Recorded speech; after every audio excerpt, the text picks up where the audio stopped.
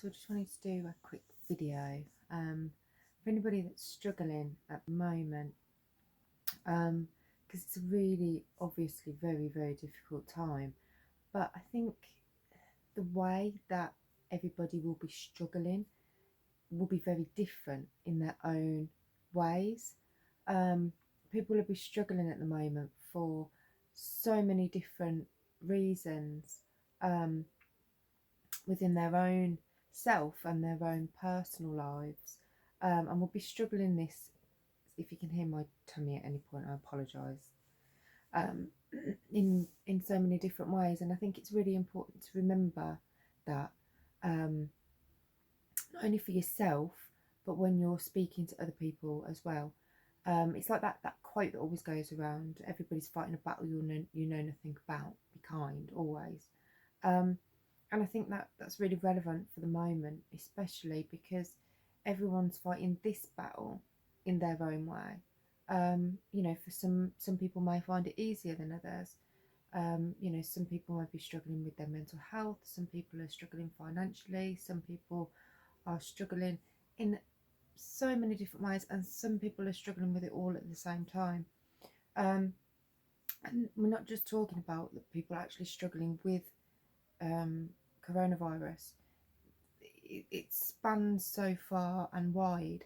So I just basically wanted to say that your reasons for struggling at the moment are valid, and the way that you feel is valid. I've seen a lot of people kind of say, on social media and stuff, like, oh, I know there's people worse off, but, or I know I probably shouldn't say this at the moment, but, well, yes, you should. And feelings, pain, struggles, it's relative. It's all really relative. I always say that nobody's struggle is better or worse or more or less than anybody else's, because it's relative. It's our struggle and it's our feelings, and they matter and they are important. And we shouldn't compare how we feel to how somebody else is feeling about it, because everybody's struggling in their own way. So however you may be struggling with this, that is okay. Like I say, it's not just the actual virus, it's so many different things. So for people with mental health issues, people with chronic health conditions, I've really struggled. I basically lost, I call her my nan because it's easier, but she was basically like my mum. She pretty much brought me up from a very young age, and I lost her to cancer only in October. So I've still been grieving terribly, and I miss her terribly. Um, and then, kind of like going into the new year, I was really poorly, ironically, really bad cough that lasted like 8 weeks. I ended up with an inhaler. I'm not asthmatic. Um, and had a chest x-ray because it went on for so long. Who knows? Um, and then, kind of like now in the whole lockdown period, I'd basically been waiting months for various appointments. I had like haematology, gastroenterology, gynecology, like, appointments coming out my ears, and they all came at the same time. And basically, including the gastro, which was the main one because I was meant to be having tests for colitis because I keep having terrible flare ups. Awful pain, can't eat, don't need to know the details, but not good. It was all cancelled, and then typically now this last week I've had probably the worst flare up that I've ever had, because every time it happens it basically gets worse. And this one that I've had this last week, is only slightly feeling better today. Has just been horrendous, and I've literally only been able to eat half a bowl of rice for a week. Because any other food I just literally couldn't eat it. But obviously in this situation I couldn't see anybody. I could speak to the doctor over the phone. I left a message with gastroenterology, his secretary, but nobody got back to me. So it's all these reasons why it's very anxiety provoking, because for other health conditions, not just coronavirus, it's very difficult to get hold of people. You can't get seen. It makes it even more stressful. And I won't be the only one in that position.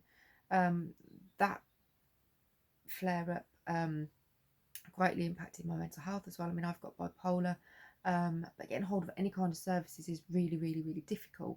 So for so many different reasons, this whole situation is really, really stressful. I've obviously got the kids at home, and there's a mum guilt of trying to do schoolwork, and like I've still been doing up until today, working. Maybe you're clearing back orders, or maybe you're having to continue to still work from home, and you're thinking, oh my god, I need to do these books with my child, and shouting at them maybe, and then feeling bad about that because we're all in a confined space. Ugh, so many different reasons. But I just wanted to say, if you are struggling, I really find that it helps, and I did an Instagram post about this. But I find that it really helps to just do the little things that make you you, even if it's only a really small thing. So even while I haven't been feeling very well, I've made sure I've had a shower. I've made sure that I've got dressed into clean clothes, even if it's only been a different top over pyjama bottoms. And I've still attempted most days, sort of, bit on bit like that a couple of days, but attempted to do my makeup.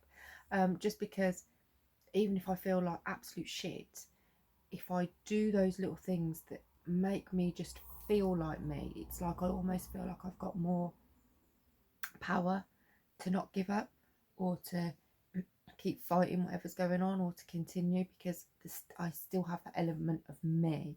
I'm not saying it'll work for everybody, but I just find that doing some little things helps just keep that cemented, and that you are still you, and that, you know, even if you just get dressed, put your makeup on, or reading a book is important to you, if you read a bit of a book, even if you can't read it all, or just a bit of things, just to keep it cemented that you're still you, and it's still okay, and you're still going.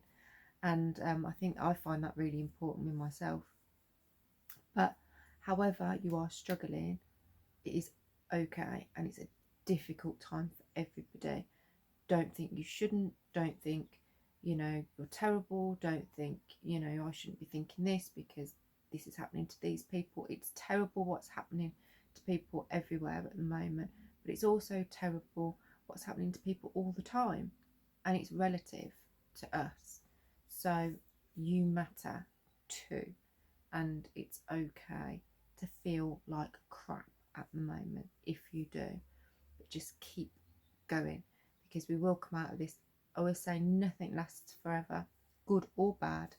You know, you can have the most amazing time and it will come to an end, and the bad times come to an end too, as will this. It doesn't feel like it at the moment, and it's very worrying, and I know that it will still leave me personally with a lot of anxiety even when it's all over, going out, because I'm kind of like that way inclined. I'll still be a bit like about it, and I'm sure I won't be the only one. But it will come to an end. Everything does. Nothing lasts forever. So if you are feeling like crap, just wanted to send a big, big hug to everybody.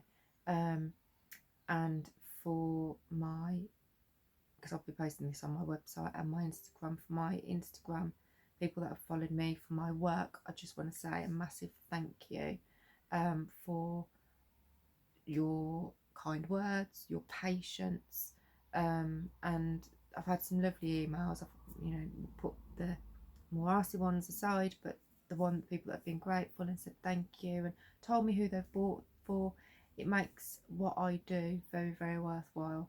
So thank you all very, very much, and keep going.